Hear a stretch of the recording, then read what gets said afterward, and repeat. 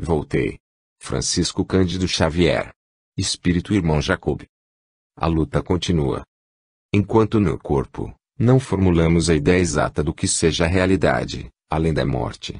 Ainda mesmo quando o Espiritismo nos ajuda a pensar seriamente no assunto, debalde tentaremos calcular relativamente ao futuro, depois do sepulcro. Os quadros sublimes ou terríveis no plano externo correspondem, de alguma sorte, à nossa expectativa. Contudo, os fenômenos morais, dentro de nós, são sempre fortes e inesperados. Antes da passagem, tudo me parecia infinitamente simples. Não passaria a morte de mera libertação do espírito e mais nada. Seguiria nossa alma para esferas de julgamento, de onde voltaria a reencarnar, caso não se transferisse aos mundos felizes.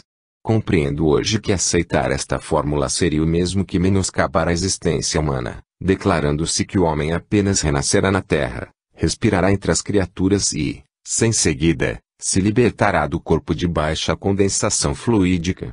Quantos conflitos, porém, entre o aparecimento e a desagregação do veículo carnal.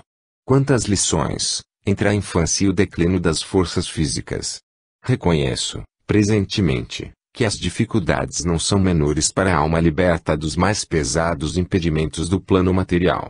Entre o ato de perder a carcaça de ossos e a iniciativa de reencarnação ou de elevação, temos o tempo, e o conteúdo desse tempo reside em nós mesmos. Quantos óbices a vencer, quantos enigmas a solucionar. Acreditei que o fim das limitações corporais trouxesse inalterável paz no coração, mas não bem assim. No fundo, em nossas organizações religiosas, somos uma espécie de combatentes prontos a batalhar à distância de nossa moradia e, quando nos julgamos de posse da vitória final, tornamos ao círculo doméstico para enfrentar, individualmente, a mesma guerra, dentro de casa. Vestimos a roupa de carne, a fim de lutar e aprender e, se muitas vezes sorvemos o desencanto da derrota, em muitas ocasiões nos sentimos triunfadores. Somos, então, filhos da turba distraída, companheiros de 1000 companheiros, cooperadores de 1000 cooperadores. Chegou, no entanto, o momento em que a morte nos reconduz à intimidade do lar interior. E se não houve de nossa parte a preocupação de construir, aí dentro, um santuário para as determinações divinas, quantos dias gastamos na limpeza, no reajustamento e na iluminação? Ó, meus amigos do Espiritismo, que amamos tanto. É para você, membros da grande família que tanto desejei servir, que grafei estas páginas, sem a presunção de convencer. Não se acreditem quitados com a lei, por haverem atendido a pequeninos deveres de solidariedade humana, nem se suponham habilitados ao paraíso, por receberem a manifesta proteção de um amigo espiritual. Ajudem a si mesmos, no desempenho das obrigações evangélicas. Espiritismo não é somente a graça recebida, é também a necessidade de nos espiritualizarmos para as esferas superiores. Falo-lhes hoje com experiência mais dilatada. Depois de muitos anos, nas lides da doutrina, estou recompondo a aprendizagem, a fim de não ser o companheiro inadequado ou o servo inútil. Guardem a certeza de que o Evangelho de nosso Senhor Jesus Cristo não é apenas um conjunto brilhante de ensinamentos sublimes para ser comentado em nossas doutrinações, é código da sabedoria celestial, cujos dispositivos não podemos confundir. Agradeço, sensibilizado, a colaboração de Emanuel e de André Luiz, nos registros humildes de meu refazimento espiritual, nestas páginas que endereço aos irmãos de Dial e Serviço. E pedindo a Jesus nos fortaleça a todos, no trabalho a que fomos conduzidos, de modo a entendermos além de nós, as bênçãos que nos felicitam. Rogo também ajuda para mim mesmo, a fim de que a luz divina me esclareça e auxílio, dentro do novo caminho de trabalho e elevação, porque, se a experiência carnal amadurece e passa, a vida prossegue e a luta continua. Pedro Leopoldo, 19 de fevereiro de 1948. Irmão Jacob. De volta. Há muitas semanas guardo a permissão de escrever-lhes, relacionando o noticiário do velho companheiro, já no outro mundo. Aliás, isto não é novidade para vocês, nem para mim. Quando se me esvaía a resistência orgânica, formei o projeto de endereçar-lhes um correio de amigo, logo que a morte me arrebatasse. O espiritismo fora para mim não só simples crença religiosa. tornara-se o clima constante em que minha alma respirava, constituía elemento integrante de meu próprio ser. Daí o entusiasmo aos serviços da doutrinação e a certeza com que esperava o contentamento de fazer-me sentir aos irmãos de ideal, após a desencarnação. Dificuldade no intercâmbio. Mas, o serviço não é tão fácil quanto parece à primeira vista. Podemos certamente visitar amigos e influenciá-los, todavia, para isso, copiamos o esforço dos profissionais da telepatia. Emitimos o pensamento, gastando a potência mental em dose alta e, se a pessoa visada se mostra sensível, então é possível transmitir-lhe ideias, com relativa facilidade. Por vezes, a deficiência do receptor, aliada às múltiplas ondas que o cercam, impede a consumação de nossos propósitos. Se o instrumento de intercâmbio permanece absorto nas preocupações da luta comum, é difícil estabelecer a preponderância de nossos desejos. A mente humana atrai ondas de força, que variam de acordo com as emissões que lhe caracterizam as atividades. No aparelho mediúnico, esse fenômeno é mais vivo. Pela sensibilidade que lhe marca as faculdades registradoras, o médium projeta energias em busca do nosso campo de ação e recebe-as de nossa esfera com intensidade indescritível. Calculam, pois, os obstáculos naturais que nos cerceiam as intenções. Se não há combinação fluídico-magnética entre o espírito comunicante e o recipiente humano, realizar-se-á em nosso intento apenas em sentido parcial. É quase impossível impormos nossa individualidade completa. Ainda mesmo em se tratando da materialização, o visitante do outro mundo depende das organizações que o acolhem. Se o médium relaxa a obrigação de manter o equilíbrio fisiopsíquico e se os companheiros que lhe integram o grupo de trabalho vivem estonteados, sem o entendimento preciso dos deveres que lhes competem, torna-se impraticável um aproveitamento dos recursos que se nos oferecem para o bem. Venho recebendo agora preciosas lições, quanto a isto, porque cheguei à leviandade de prometer a mim mesmo que prosseguiria, depois do sepulcro, a corresponder-me regularmente com os leitores de minhas páginas doutrinárias. Considerava a escrita e a incorporação mediúnica as ocorrências triviais do nosso aprendizado, no entanto, vim de reconhecer, neste plano em que hoje me encontro, a desatenção com que assinalamos semelhantes dádivas.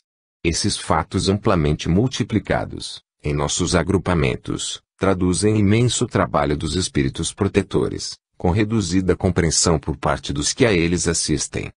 Passei a observar o porquê de muitas promessas de amigos, que se não realizaram. Companheiros diversos haviam partido, antes de mim, convencidos de que poderiam voltar, quando quisessem, trazendo informações da nova esfera e, embora eles aguardassem a palavra esclarecedora, através de reuniões respeitáveis, a solução parecia adiada, indefinidamente. O homem encarnado é tido em nossos círculos por arrendatário das possibilidades terrestres e, de modo algum, podemos absorver-lhe a autoridade e a direção da experiência física, tanto quanto não lhe será possível determinar na zona de trabalho que nos é própria. Em vista disso, por mais que desejemos, somos obrigados a depender de vocês em nossas comunicações e interferências. Os amigos da vida superior necessitam da cooperação elevada, para se manifestarem nas obras de amor e fé, na mesma proporção em que as entidades votadas ao mal reclamam concurso de baixa espécie das criaturas perversas ou ignorantes, no cenário carnal. Verifica-se a mesma disposição em nossa zona de serviço. Vocês conseguirão isto ou aquilo, em nosso ambiente, dependendo, porém, das entidades que puderem mobilizar. Ponderações necessárias. Retomando a mim mesmo, após desvencilhar-me do corpo grosseiro, a preocupação de voltar ao reino dos amigos era o meu anseio de cada minuto. Habituar-me, na existência última, fértil de trabalho intensamente vivido, a concretizar os menores desejos, em nos referindo à luta exterior. O homem prático que se mantém no corpo terrestre, por mais de 50 anos, acostuma-se a ser invariavelmente obedecido. Isso cria enormes prejuízos para ele, por enclausurar-se instintivamente em roda viciosa de preconceitos nocivos que se lhe cristalizam, vagarosamente, na organização mental. Os melindres passam a torturá-lo. A conveniência é interpretada por desrespeito, a prudência por ingratidão. Quase me considerei ofendido, quando os benfeitores espirituais me cortaram a probabilidade do retorno apressado. Afinal, pensava de mim para comigo, o que pretendia não era, de maneira nenhuma, admiração alheia, nem tencionava aproveitar o ensejo para a propaganda de meu nome. Interessava-me, sim, a prova da sobrevivência. Para tanto, se me fosse possível, tocaria um clarim mais alto que uma sirene festiva.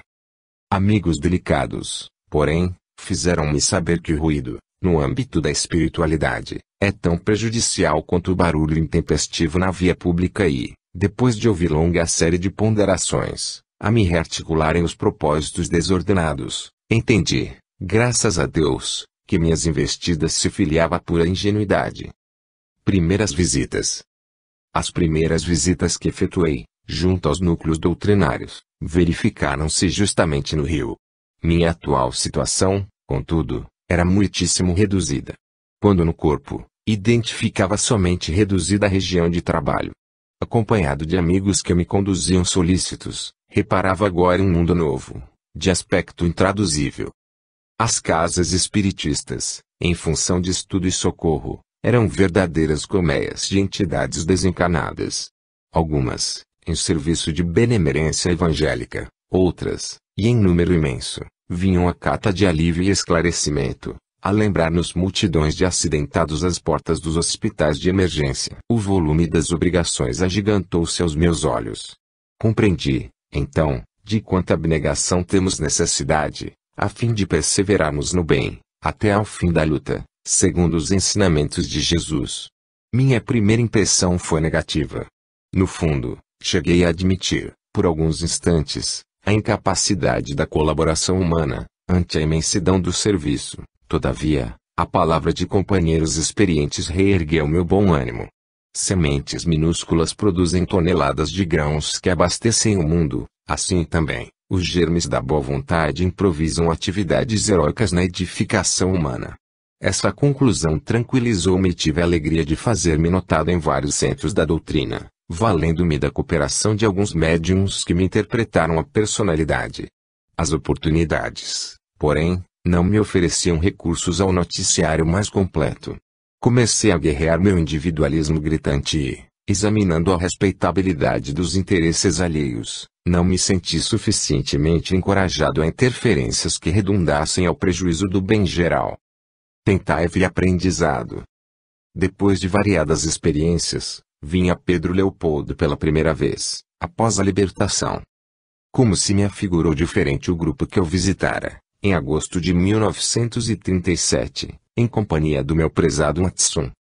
A casa humilde estava repleta de gente desencanada. Os companheiros, ao redor da mesa, eram poucos. Não excedia de 20 o número de pessoas no recinto. As paredes como que se desmaterializavam, dando lugar a vasto ajuntamento de almas necessitadas, que o orientador da casa, com a colaboração de muitos trabalhadores, procurava socorrer com uma palavra evangélica. Entrei, ladeando 3 irmãos, recebendo abraços acolhedores.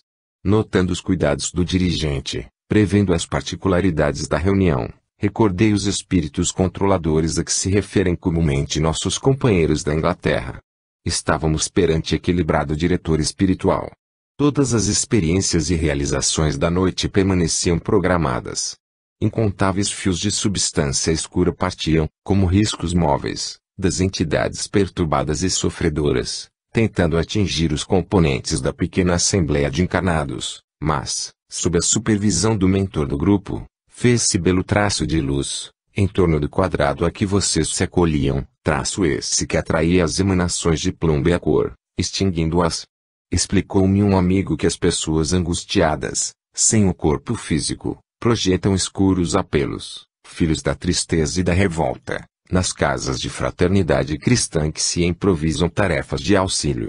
Enquanto vocês oravam e atendiam às solicitações entre os 2 mundos, observei que trabalhadores espirituais extraíam de alguns elementos da reunião, grande cópia de energias fluídicas, aproveitando-as na materialização de benefícios para os desencarnados em condições dolorosas. Não pude analisar toda a extensão do serviço que aí se processava, mas esclareceu-me dedicado companheiro que em todas as sessões de fé religiosa, consagradas ao bem do próximo, Os cooperadores dispostos a auxiliar com a alegria são aproveitados pelos mensageiros dos planos superiores, que retiram deles os recursos magnéticos que Reichenbach batizou por forças ódicas, convertendo-os em utilidades preciosas para as entidades de mentes e suplicantes. Minha mente, contudo, interessava-se na aproximação com o médium, fixa na ideia de valer-se dele para contacto menos ligeiro com o mundo que o havia deixado. Rompi as conveniências e pedi a colaboração do supervisor da casa, embora o respeito que a presença dele me inspirava. Não me recebeu o pedido com desagrado. Tocou meus ombros, paternalmente, e assentou, esquivando-se. Meu bom amigo, é justo esperar um pouco mais. Não temos aqui um serviço de mero registro. Convém ambientar a organização mediúnica. A sintonia espiritual exige trato mais demorado. Lembrei-me, então, imperfeito e egoísta que ainda sou, de Andy Luiz. Ele não fora espiritista, no entanto, começara, de pronto, o noticiário do outro mundo. O diretor, liberal e compreensivo, mergulhou em mim os olhos penetrantes, como se estivesse a ler as páginas mais íntimas de meu coração e, sem que eu enunciasse o que pensava, acrescentou, humilde. Não julgue que André Luiz haja alcançado a iniciação, de improviso. Sofreu muito nas esferas purificadoras e frequentou-nos a tarefa durante 700 dias consecutivos, afinando-se com a instrumentalidade. Além disto, o esforço dele é impessoal e reflete a cooperação indireta de muitos benfeitores nossos que respiram em esferas mais elevadas. E passou a explicar-me as dificuldades, indicando os óbices que se antepunham à ligação e relacionando esclarecimentos científicos que não pude guardar de memória. Em seguida, prometeu que me auxiliaria no instante oportuno. Realmente, estava desapontado, mas satisfeito. Avizinhara-me dos amigos, incapaz de fazer-me percebido, entretanto, começava a entender, não somente os empecilhos naturais no intercâmbio do desprendimento e da renúncia, na obra cristã que o Espiritismo, com Jesus está realizando em favor do mundo. À frente da morte. Todos nós, que estudamos o Espiritismo, consagrando-lhe as forças do coração, somos comumente assediados pela ideia da morte. Como se opera a desencarnação? Que forças atuam no grande momento? De vez que quando abordamos a experiência de pessoas respeitáveis e concluímos pela expectativa indagadora. Por minha vez, lera descrições e teses preciosas, relativamente ao assunto, inclusive Bozani e André Luiz. Desse último, recolher informações que me sensibilizaram profundamente. Pouco antes de abrigar-me no leito da morte, meditará-lhe as narrativas acerca da desencarnação de alguns companheiros e, perante os sintomas que me assaltavam, não tive qualquer dúvida. Aproximava-se o fim do corpo. Preparativos. Não obstante o valor com que passei a encarar a situação e apesar do velho hábito de convidar os amigos para o meu enterramento, em observações chistosas dos dias de bom humor, descansei o organismo extenuado, na posição horizontal, mesmo porque me era totalmente impossível agir de outro modo. O irmão Andrade, espírito benemérito dedicado à medicina, com quem tive a alegria de colaborar há alguns anos, recomendara absoluto repouso e tão insistente se fizera o conselho que fui obrigado a abandonar as últimas atividades doutrinárias. O repouso físico, porém, agravava minha preocupação mental. O impedimento das mãos impunha-me verdadeira revolução íntima. No silêncio do quarto, os pensamentos como que se me invadiam do cérebro, postando-se ao meu lado a argumentarem comigo. Alguns em posição simpática, outros em atitude adversa. O velho Jacob, proclamava no fundo, você agora deixará as ilusões da carne. Viajará de regresso à realidade. Prepare-se. Que possui na bagagem. Não se esqueça de que a justiça tudo vê, tudo ouve, tudo sabe. Por vezes, interpunha recursos. A consciência compelia-me a retroceder aos problemas nos quais funcionara com desacerto. Todavia, buscava atenuantes às próprias faltas. Alegava incertezas e imperativos da vida. Confesso, no entanto, que as incursões, dentro de mim mesmo, angustiavam meu ser. Se a vigília se tornara menos agradável, o sono fizera-se-me doloroso. Não chegava a penetrar a região dos sonhos. Dispondo-me a dormir, supunha ingressar num modo inabitual de ser, em que a verdade se me patenteava com mais clareza.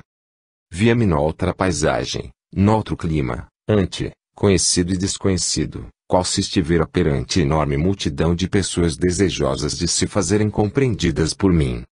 De outras ocasiões, minha memória, recusava no tempo. Revia situações alegres e tristes, confortadoras e embaraçosas, já muito extintas. Novamente no corpo exausto, sentia extremas dificuldades para reter as imagens e descrevê-las. O cérebro acusava vida intensa, mas, no serviço de comunicação com o exterior, sentia-me esgotado, tal qual um limão espremido. A fé preparava meu espírito, ante a grande transição, todavia, os receios avultavam, as preocupações cresciam sempre. Modificação. O desvanecimento da força física determinava fenômeno singular em minha alma. Surpreendia-me enternecido e sentimentalista. Acostumara-me a tratar como o mundo, dentro do maior senso prático. Estimava a pregação da caridade, convicto, porém, de que energia sequer era indispensável nas relações humanas. Muita vez, na intimidade de companheiros encarnados e entidades desencarnadas, sentira-me ríspido, contundente. Fazia frequentemente o possível por não desmerecer a confiança dos que me estimavam, entretanto, nem sempre sabia ser doce na extensão da personalidade. Semelhante traço individual, que as lutas ásperas, da experiência humana me impuseram, representava motivo de não poucos dissabores para mim, porque, no íntimo, aspirava a servir a fraternidade legítima, em nome do Cordeiro de Deus. Prostrado agora, inesperada sensibilidade passou a dirigir-me. A renovação de caminhos obrigava-me a esquecer negócios e interesses terrenos. Não me era mais possível governar o leme do barco material e esse impositivo, ao que me pareceu, proporcionava-me acesso a mim mesmo. Afetava-me a necessidade de ternura e compreensão, como se naquelas horas estivesse ingressando na idade juvenil. O homem da ativa humana, obrigado a defender-se e a preservar o bem dos que lhe eram caros, através de 1000 modos diferentes, estava passando. Quanto a isto, a morte gradual era uma realidade. Redescobria-me, afinal. Não era eu mais que um homem comum, reclamando socorro e carinho. Trazia o coração opresso por aflições indizíveis. Se a dispneia me roubava a tranquilidade, os temores povoavam meu espírito de tristezas e sombras. Jamais experimentara, antes, tamanha sensação de exílio e deslocamento. Na terra, estava cercado de benditas dedicações, por parte das filhas queridas e dos amigos abnegados e, a rigor, não me seduzia o regresso à juventude do corpo. Seriam saudades do além o fator determinante da inquietude que me martirizava? Também não reconheci os meus títulos de homem perfeito que, de modo algum, deveria sonhar como paraíso. Esperava-me, naturalmente, laborioso futuro em qualquer parte. No entanto, ansiedades dolorosas pesavam-me na alma abatida. Eu, que fazia guerra às lágrimas, reconhecia-lhes, agora, o sumo poder, represavam-se-me nos olhos, com frequência, quando, a sós, me entregava às longas meditações. Orava, fervoroso, mas, ao correr da prece solitária, sentimentalizava-me qual criança. Entrara nas vésperas da total exoneração quanto aos deveres terrestres. Via-me prestes a deixar o ninho planetário que me abrigara por dilatados anos. A que porto demandaria? No grande desprendimento. Recordando as experiências do investigador de rochas, identificava-me em singulares processos de desdobramento. Recluso. Na impossibilidade de receber os amigos para conversações e entendimentos mais demorados, em várias ocasiões me vi fora do corpo exausto, buscando aproximar-me deles. Nas últimas 30 horas, reconheci-me em posição mais estranha. Tive a ideia de que 2 corações me batiam no peito. Um deles, o de carne em ritmo descompassado, quase parar, como relógio sob indefinível perturbação, e o outro pulsava, mais equilibrado, mais profundo. A visão comum alterava-se. Em determinados instantes, a luz invadia-me em clarões subitâneos, mas, por minutos de prolongada duração, cercava-me densa neblina. O conforto da câmara de oxigênio não me subtraía às sensações de estranheza. Observei que frio intenso veio ferir-me as extremidades. não seria a integral extinção da vida corpórea. Procurei acalmar-me, orar intimamente e esperar. Após sincera rogativa a Jesus Ara que me não desamparasse, comecei a divisar à esquerda a formação de um depósito de substância prateada, semelhante a gaze tenuíssima. Não poderia fizer se era dia ou se era noite em torno de mim, tal nevoeiro em que me sentia mergulhado, quando notei que duas mãos caridosas me submetiam a passes de grande corrente. À medida que se desdobravam, de alto a baixo, detendo-se com particularidade no tórax, diminuíam-se-me as impressões de angústia. Lembrei, com força, o irmão Andrade, atribuindo-lhe o benefício, e implorei-lhe mentalmente se fizesse ouvir, ajudando-me. Qual se estivesse sofrendo melindrosa intervenção cirúrgica, sob máscara pesada, ouvi alguém me confortar: não se mexa. Silêncio. Silêncio. Conclui que o término da resistência orgânica era questão de minutos. Não se estendeu o alívio, por muito tempo. Passei a registrar sensações de esmagamento no peito. As mãos do passista espiritual concentravam-se-me agora no cérebro. Demoraram-se, quase 2 horas, sob os contornos da cabeça. Suave sensação de bem-estar voltou a dominar-me, quando experimentei abalo indescritível na parte posterior do crânio. Não era uma pancada. Semelhava a ser um choque elétrico, de vastas proporções, no íntimo da substância cerebral. Aquelas mãos amorosas, por certo, haviam desfeito algum laço forte que me retinha ao corpo de carne. Senti-me, no mesmo instante, subjugado por energias devastadoras. A que comparar o fenômeno? A imagem mais aproximada é a de uma represa, cujas comportas fossem arrancadas repentinamente. Vi-me diante de tudo o que eu havia sonhado, arquitetado e realizado na vida.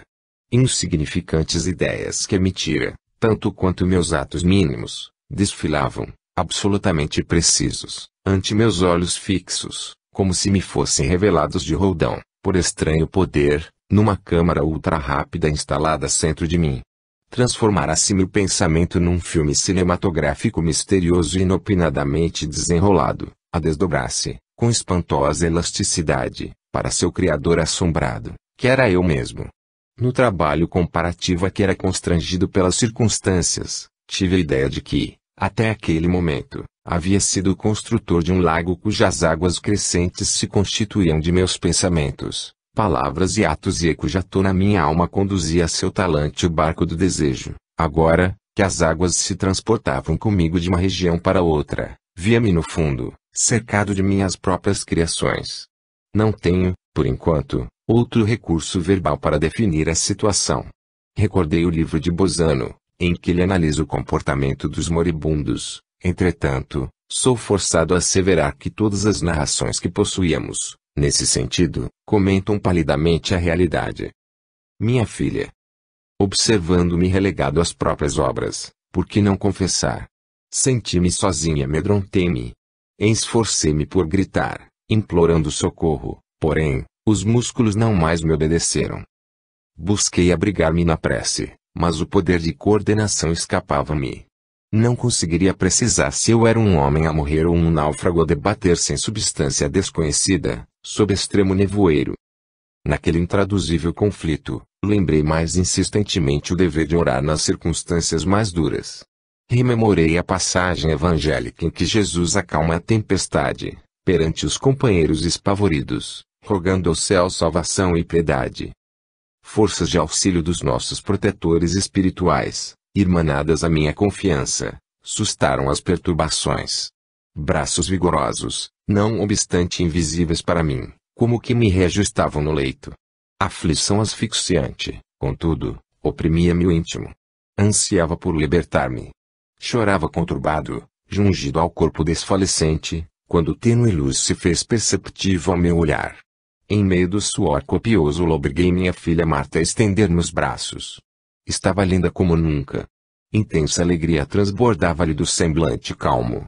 Avançou, carinhosa, enlaçou meu busto e falou-me, terna, aos ouvidos.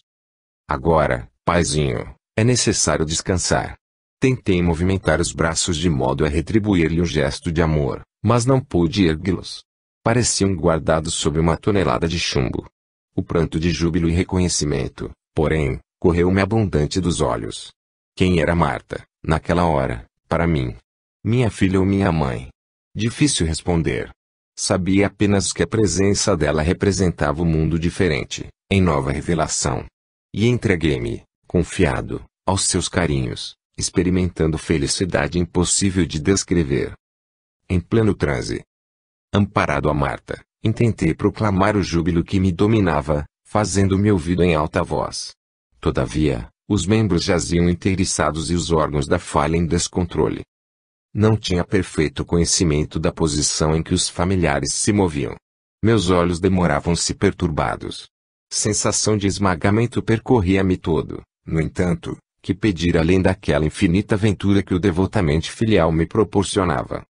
Tentei alinhar ideias a fim de agradecer a intervenção da filha querida, contudo, não consegui. Percebendo minhas dificuldades, Marta afagou-me a fronte e falou: meiga, os nossos benfeitores desatam os últimos zelos. Enquanto isto, façamos nossa oração. O Salmo 23. Não me seria possível, naqueles minutos, enfileirar pensamentos e muito menos enunciar qualquer frase. Tinha a respiração opressa, como nos derradeiros dias de luta no corpo físico. Com alegria, no entanto, vi a filha elevar-se no alto, repetindo, em voz pausada e comovedora as expressões do Salmo 23, ampliando-lhes o sentido. O Senhor é nosso pastor, nada nos faltará. Deitar-nos faz em refúgio de esperança, guia-nos suavemente a águas do repouso. Refrigera-nos a alma, conduz-nos pelas veredas da justiça, na qual confiamos por amor ao seu nome. Ainda que andemos pelo vale da sombra e da morte, não temeremos mal algum, porque ele está conosco. A sua vontade e a sua vigilância nos consolam. Prepara-nos mesa farta de bênçãos, ainda mesmo na presença dos inimigos que trazemos dentro de nós. Unge-nos a cabeça de bom ânimo e o nosso coração transborda de júbilo.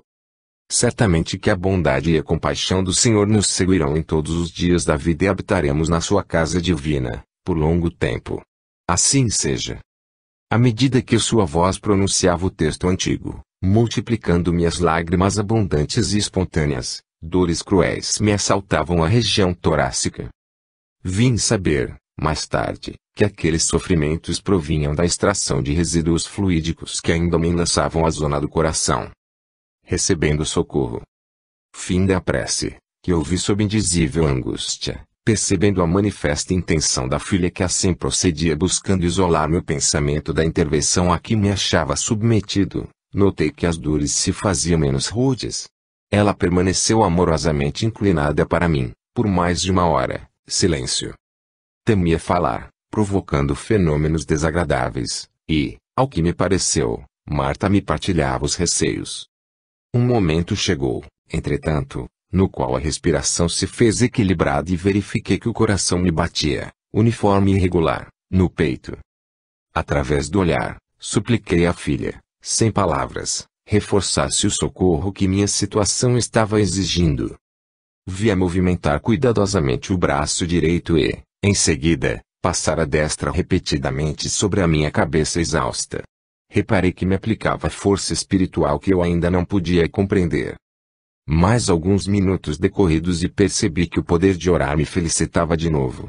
Encadeava os pensamentos sem maiores dificuldades e, na convicção de que poderia tentar a prece com êxito, improvisei sincera súplica. O trabalho foi bem sucedido. A harmonia geral começou a refazer-me, embora a fraqueza extrema que me possuía. Notei que, de Marta para mim, vinham fagulhas minúsculas de luz, em porção imensa, a envolverem-me todo, ao passo que me via agora cercado de atmosfera fracamente iluminada em tom de laranja. A respiração processava-se normalmente. A carência de ar desaparecera. Meus pulmões revelavam-se robustecidos, como por encanto, e tanto bem me faziam as inalações prolongadas de oxigênio que tive a impressão de aurir alimento invisível, do ar leve e puro. Restabelecendo-se minha força orgânica, fortificava-se a potência visual. A claridade alaranjada que me revestia casava-se à luz comum. A melhora experimentada, porém, não ia a ponto de restaurar minha disposição de falar. O abatimento era ainda insuperável. Assombrado, vi-me em duplicata. Eu, que tanta vez exortara os desencarnados a contemplarem os despojos de que já se haviam desvencilhando, fixei meu corpo a enrijecer-se, num misto de espanto e amargura. Fitei minha filha, com suplicante humildade, imitando o gesto da criança medrosa. Encontrava-me prostrado, vencido. Não me assistia qualquer razão de revolta, contudo, se possível, desejaria afastar-me. A contemplação do corpo imóvel, não obstante aguçar meu propósito de observar e aprender, era-me aflitiva. O cadáver perturbava-me com as sugestões da morte, impunha reflexão desagradável e amarga. À distância dele, provavelmente a ideia de vida e eternidade prevaleceria, dentro de mim. Marta entendeu o que eu não podia dizer. Fez-se mais terna e explicou-me: tenha calma, papai. Os laços não se desfizeram totalmente. Precisamos. Paciência por mais algumas horas. Em posição difícil. Alongando o raio de meu olhar, verifiquei a existência de prateado fio, ligando ao meu novo organismo a cabeça imobilizada. Torturante emoção apossou-se de mim. Eu seria o cadáver ou o cadáver seria eu? Por intermédio de que boca pretendia falar? Da que se fechara no corpo ou da que me serviria agora? Através de que ouvidos assinalava as palavras de Marta? Intentando ver pelos olhos mortos, senti-me atirado novamente a espesso nevoeiro. Assustado, soergui-me mentalmente. Aquele grilhão tênue a unir-me com os despojos era bem um fio de forças vivas, jungindo-me à matéria densa, semelhando-se ao cordão umbilical que ligo na cintura ao seio feminino. Fitando, então, o corpo repousado e inerte, simbolizando o templo materno ao meu ser que ressurgia na espiritualidade, recordei, certamente inspirado pelos amigos que ali me socorriam, a enormidade dos meus débitos para com a carcaça que me retivera no planeta por extensos e abençoados anos. Devia-lhe a cooperação precioso amontoado de conhecimentos. Cabia-me vencer o mal-estar e a repugnância. Tranquilizei-me. Comecei a considerar o corpo, mirrado e frio, como valioso companheiro do qual me afastaria em definitivo. Enquanto perdurou a nossa entrosagem, beneficiara-me ao contacto da luta humana. Junto dele, recolheram bênçãos inextinguíveis. Sem ele, por que processos continuariam o aprendizado? Fixei-o, enternecido, mas, aumentando meu interesse pela organização de carne, imóvel, incapaz de separar emoções e selecioná-las, afundei-me nas impressões de angústia. Minhas energias pareciam retransferir-se, aceleradamente, ao envoltório abandonado.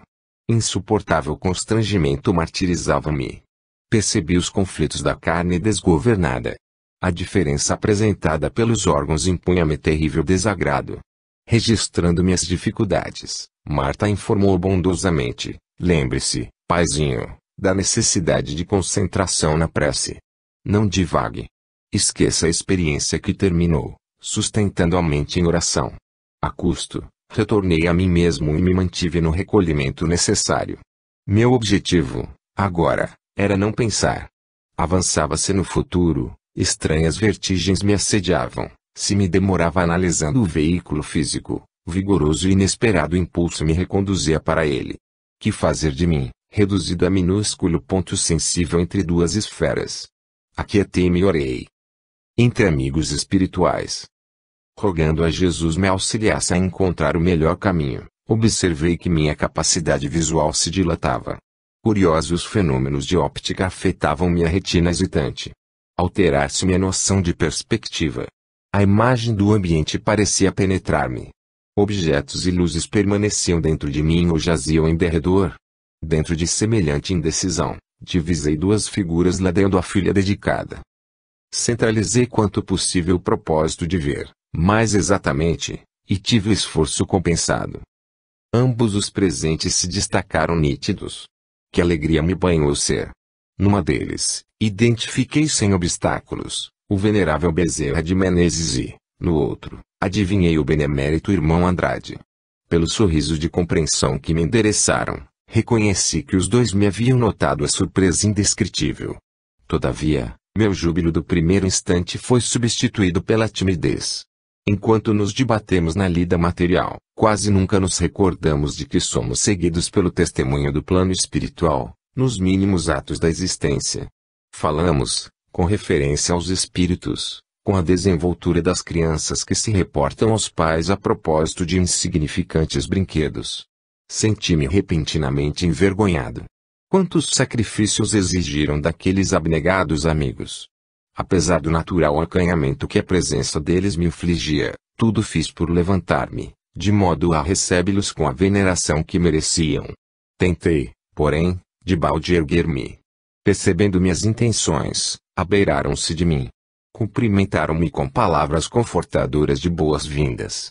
Com gentilezas, explicou-me Bezerra que o processo liberatório corria normal, que me não preocupasse com as delongas, porque a existência que eu desfrutara fora dilatada e ativa.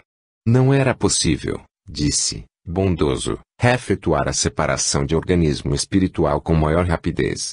Esclareceu também que o ambiente doméstico estava impregnado de certa substância que classificou por fluidos gravitantes, desfavorecendo minha libertação. Mais tarde vim a perceber que os objetos de nosso uso pessoal emitem radiações que se casam às nossas ondas magnéticas, criando elementos de ligação entre eles e nós, reclamando-se muito desapego de nossa parte, a fim de que não nos prendam ou perturbem. Após instruir-me, benévolo, recomendou-me Bezerra esquecesse o retraimento em que me refugiara, confiando-me a pensamentos mais elevados, de maneira a colaborar com ele para que me subtraísse ao decúbito dorsal. Pus-me a refletir na infinita bondade de Jesus, enquanto o dedicado amigo me aplicava passes, projetando sobre mim, com as mãos dadivosas, abundantes jatos de luz. Ao término da operação, acentuara-se minha resistência. A rigor, não pude levantar-me, nem falar. Ambos os benfeitores, porém, seguidos de Marta, que nos observava com visíveis mostras de contentamento, retiram-me do leito, determinando que me amparasse a eles para uma jornada de repouso. É necessário sair de algum modo, acentuou Bezerra, em tom grave, conduzi-lo-emos à praia. Essas virações marítimas serão portadoras de grande bem ao reajustamento geral. Abracei-me aos devotados obreiros da caridade, com esforço, e, não obstante verificar que o derradeiro laço ainda me atava as vísceras em descontrole, afastei-me da zona doméstica, reparando que eu era por eles rapidamente conduzido à beira-mar. Vida nova. A excursão, embora de alguns passos somente, apesar de realizada com auxílio de energias alheias, agravou meu abatimento. Contudo, não perdera o gosto de observar, tamanhas as surpresas que se sucediam. Recordando a ansiedade com que sempre aguardara na terra as descrições do momento da morte, por parte de companheiros que me haviam antecedido, buscava fixar todas as particularidades da situação, na esperança de transmitir notícias aos irmãos da retaguarda. Aquele contacto inesperado, com a natureza nos impunha, porém, singular renovação. Os remanescentes das dores físicas desapareciam. A ausência de certas impressões desagradáveis ampliava minha apatia. Achava-me intensamente aliviado, conquanto mais fraco. Repouso breve. Irresistível desejo de dormir assaltou-me. Bezerra, Andrade e Marta eram benfeitores e expressavam a vida de ver-se em que eu penetraria doravante.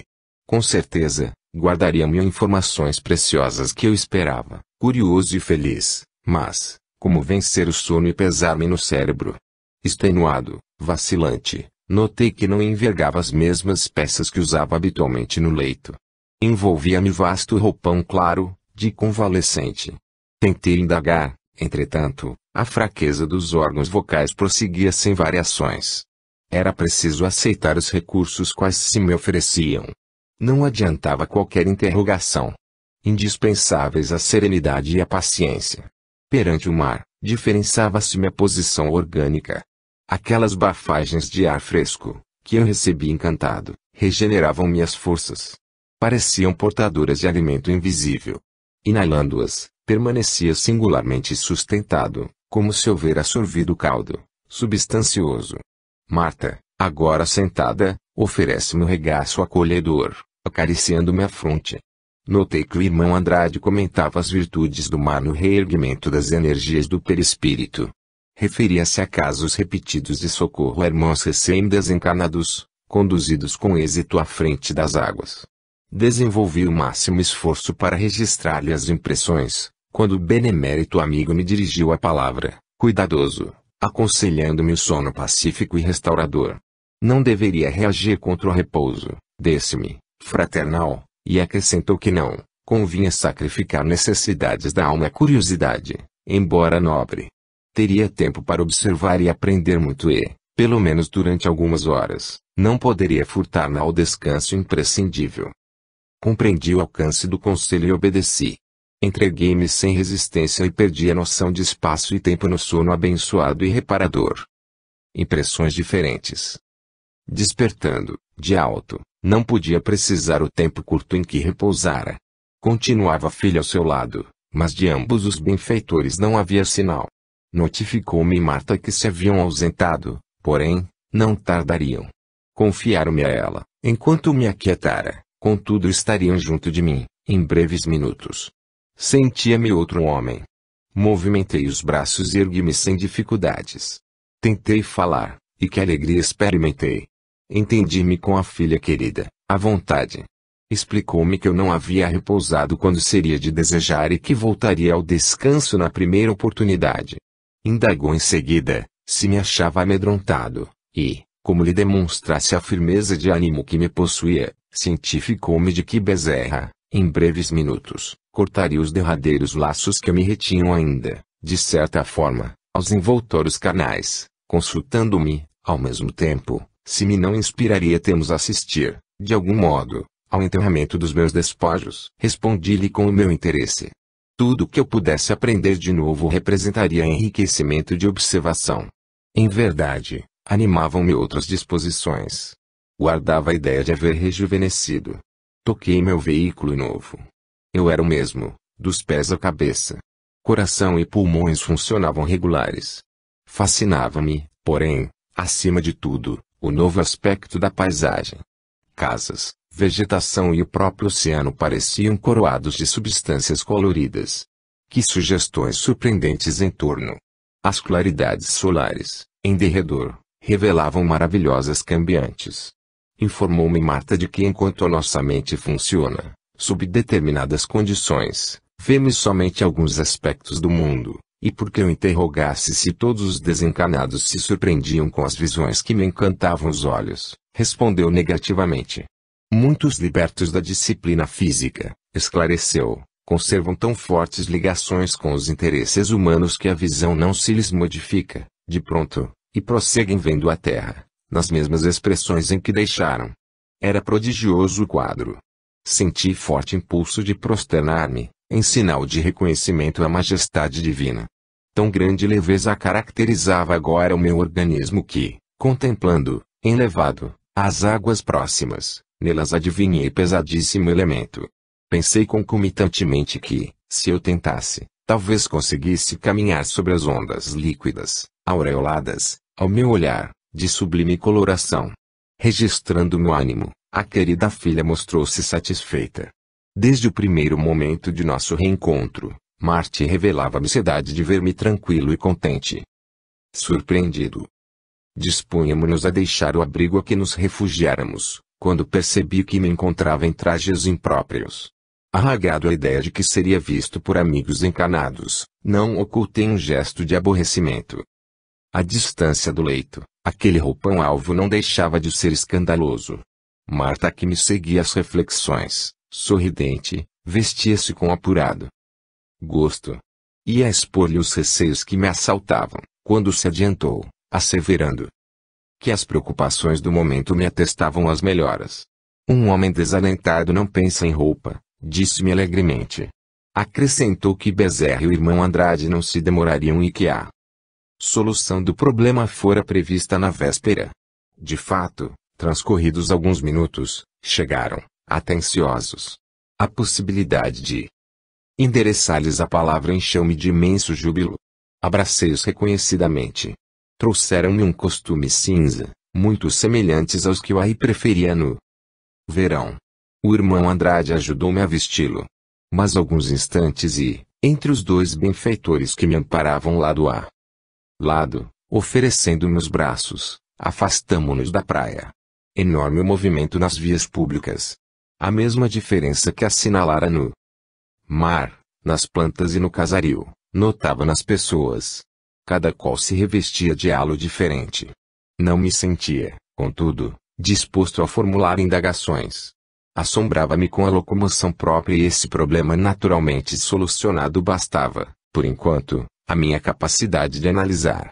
Andava, sem grande desenvoltura, todavia, a lentidão de meros passos obedecia à inexperiência e não a qualquer impedimento por parte do corpo, que reconhecia leve e ágil. Aproveitaria o momento para acentuar observações nesse sentido, quando a apressada senhora, sobraçando embrulho de vastas proporções, investiu indiferentemente contra nós. Grande foi o abalo para mim. Recuei, num movimento instintivo, temendo o atrito, mas não houve tempo. A dama atravessou-nos o grupo, sem dar conta de nossa presença. Assustado, procurei olhar dos companheiros. Todos me fitavam sorridentes. Este, meu caro Jacob, falou Bezerra, bem-humorado, é o novo plano da matéria, que vibra em graduação diferente. Passou por nós, sem perturbar-nos, exclamei. Por nossa vez, não a perturbamos também, acentuou o irmão Andrade, satisfeito. O incidente chocara-me. Via-me perfeitamente integrado no antigo patrimônio orgânico. Não estaremos num corpo de ilusão? Ousei interrogar.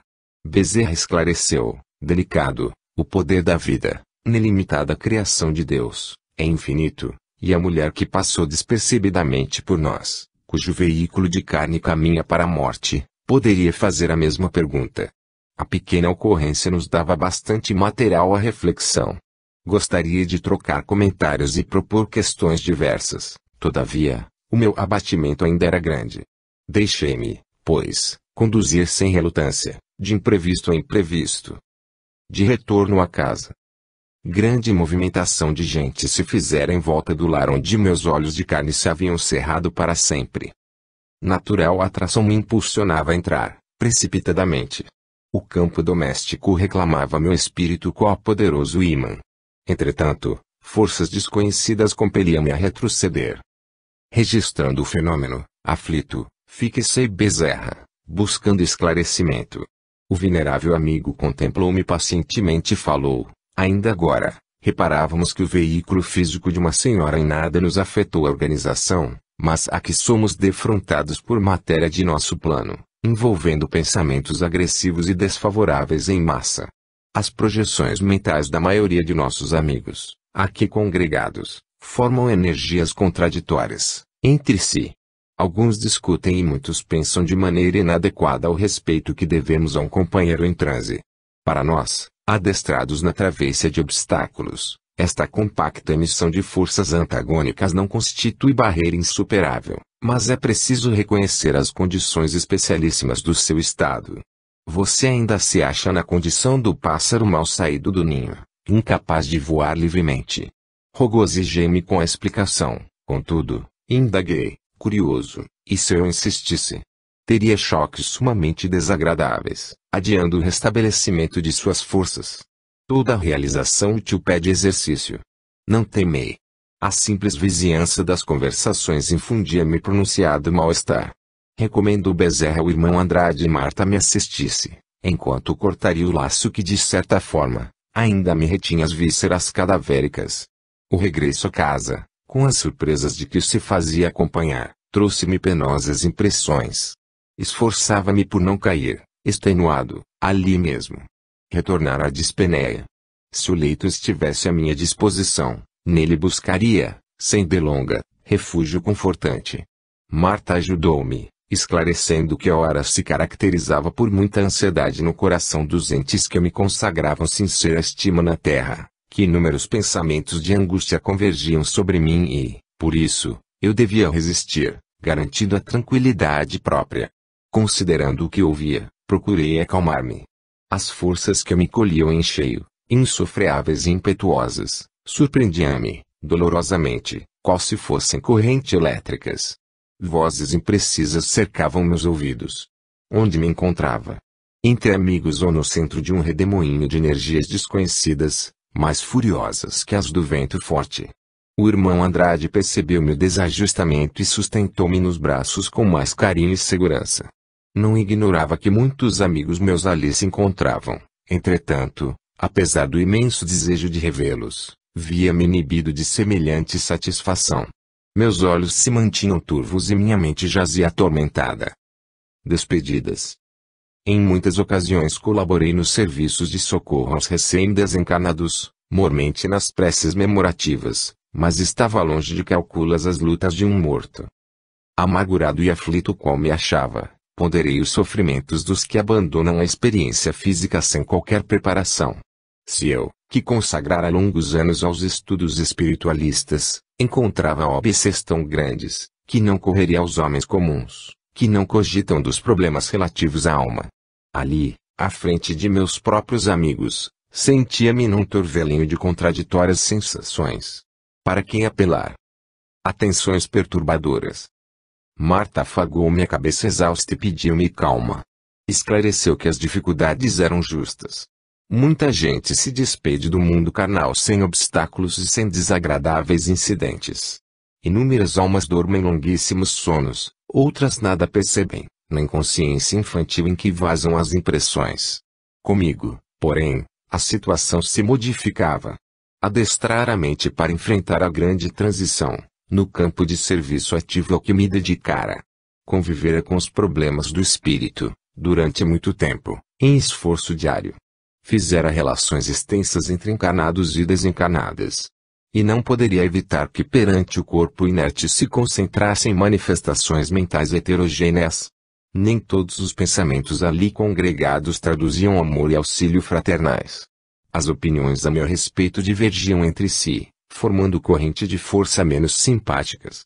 Alguns conhecidos me atiravam flores que eu não merecia, ao passo que outros me crivavam de espinhos dilacerantes. Situava-se, pois, num quadro de impressões complexas. As informações procediam da filha querida, em suaves esclarecimentos. Acrescentou que não devia preocupar-me em excesso. A perturbação era passageira. Quando se dispersassem as atenções centralizadas no funeral, respiraria contente. Contrafeito, registrei as explicações, meditando no ensinamento que recebia. A vida real para mim, agora, era do espírito, a que recomeçava com a extinção da carcaça física. Que desejo experimentei de materializar-me diante de todos, rogando a esmola adoração sincera. Como suspirei pela concessão de uma oportunidade de solicitar desculpas pelas minhas fraquezas. Se os amigos presentes me esquecessem os erros humanos e me auxiliassem com a prece, naturalmente o equilíbrio me beneficiaria imediatamente. Vigorosos recursos os sustentariam o coração. Mas, era tarde para ensinar atitudes íntimas, de caridade e perdão. Pensei nos que haviam partido, antes de mim, experimentando as aflições que me assaltavam, e consolei-me. E não me esqueci de que os encarnados ajuizaram com tanta facilidade, relativamente à minha situação, também seriam chamados, depois, à verdade espiritual, tanto quanto ocorria a mim mesmo. Não me cabia reagir inutilmente por intermédio da angústia. O tempo é o nosso abençoado renovador. Desligado enfim. Mais alguns instantes escoaram difíceis, quando o inopinado abalo me revolveu o ser. Supus haver sido projetado a enorme distância. O irmão Andrade e Marta, naturalmente prevenidos, ampararam-me com mais forças. Confesso que o choque me assaltou com tão grande violência que julguei chegar o momento de outra morte. Dentro em pouco, no entanto, o coração se refez. Equilibrou-se a respiração e Bezerra surgiu, sorridente, a indagar se o desligamento ocorrera normal. Abraçaram-me os três, satisfeitos. Explicou-me o respeitável benfeitor que, até ali, meu corpo espiritual fora como que um balão cativo, mas doravante disporia de real liberdade interior. Pensaria com clareza, movimentar-me-ia sem obstáculos e deteria faculdades mais precisas. Com efeito, não obstante sentir-me enfraquecido e sonolento, guardava mais segurança. Meus olhos e ouvidos, principalmente, registravam imagens e sons, com relativa exatidão. As perturbações da hora não me afetavam com intensidade de minutos antes. Esclareceu Bezerra que, na maioria dos casos, não seria possível libertar os desencarnados tão apressadamente, que a rápida solução do problema liberatório dependia, em grande parte, da vida mental e dos ideais a que se liga ao homem na experiência terrestre. Recomendou-me observar por mim mesmo as transformações de que era objetivo. Examinei-me, com atenção, e reparei efetivamente que, no íntimo, me achava fortalecido e remoçado, sem a carga de mazelas fisiológicas. Conseguia locomover-me sem auxílio, embora imperfeitamente. Inalava o ar com alegria e Marta notou que meu júbilo será maior e minha sensação de leveza